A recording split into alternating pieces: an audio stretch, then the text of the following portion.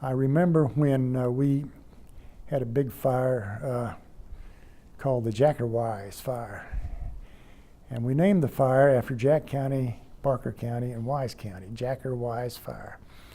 And I got a call. I was at my desk in College Station, and I got a call from the DEM, Department of Emergency Management in Austin. He said, Governor George Bush wants you to meet him at the airport in Wichita Falls, and he wants you to give him a tour of what's going on up there. I said, I'm on the way. So again, Bob took me up there. We got in a Cobra, I believe, helicopter, and the DEM guy sat up in the front seat, and Governor Bush and I sat in the back seat with earphones so we could talk to each other. And we flew over the fire first. It was several thousand acres, and he looked down at this patch of white ash down there, kind of rectangular, and he said, Bruce, what is that down there? I said, that's what's left of a mobile home. I said, we've lost 27 homes so far. It was out in a rural area, and you couldn't do much about volunteer fire departments at that time that could help. So he just shook his head, and he said, have you seen anything like this before? I said, well, unfortunately, yes, sir, we have. So he said, well, let's go down on the ground and look at the command center. So we went down, we got on the ground, and ABC, NBC, CBS were all there with their television cameras. The BBC was there, had a representative there. And they all just swarmed him as we got off the helicopter. And I said, Governor, do you want to talk to these people? He said, not now. I said, okay. So they swarmed him, and he said, look, I'm not going to talk to you people until I have seen everything I want to see. I want to see what's on the ground. I've seen what's up in the air. We've got a disaster here, and I want to talk to some of the fire people, and I want to talk to some of the victims. So they backed off. We went to the command center. Ron, who was our fire boss there at the time, gave him a briefing on how big the fire was, what had happened, and how it had gotten started, and so forth. And so the governor turned to me and he said, let's take a vehicle and drive around through it and talk to some people. So we got in a van, and I set up shotgun in front, and he sat in the back, and a state trooper was sitting beside him, and then behind us came another van full of newspaper photographers. And we drove around looking at homes and things that had been lost, and he said, let's go up on top of that hill. So we drove up there, and there was a family standing around.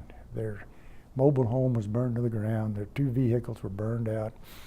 Turned out it was the Loomis family, and they had 4 grown daughters that had come from New Mexico to see them because they had heard about the fire situation. So when I got out of the vehicle, Mrs. Loomis came running at me, and she said, get back in the vehicle. We don't want any visitors. We don't want any gawkers looking at what we've done. We've lost everything we've had, and we just found our cat dead.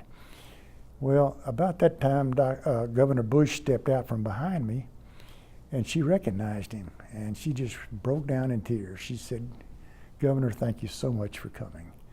Well, he walked over and gave her a hug, and he talked to her a while and said, we're going to try to help you every way we can. And so we visited back and forth, and about that time, she said, do you mind if we take your picture with our family?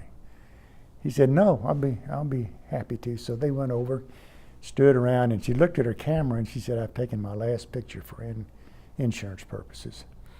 Well, Governor Bush, who's not a big fan of the news media anyway, looked over at this gang of people with cameras, and he said, why don't you come over here and take this picture and make yourself useful?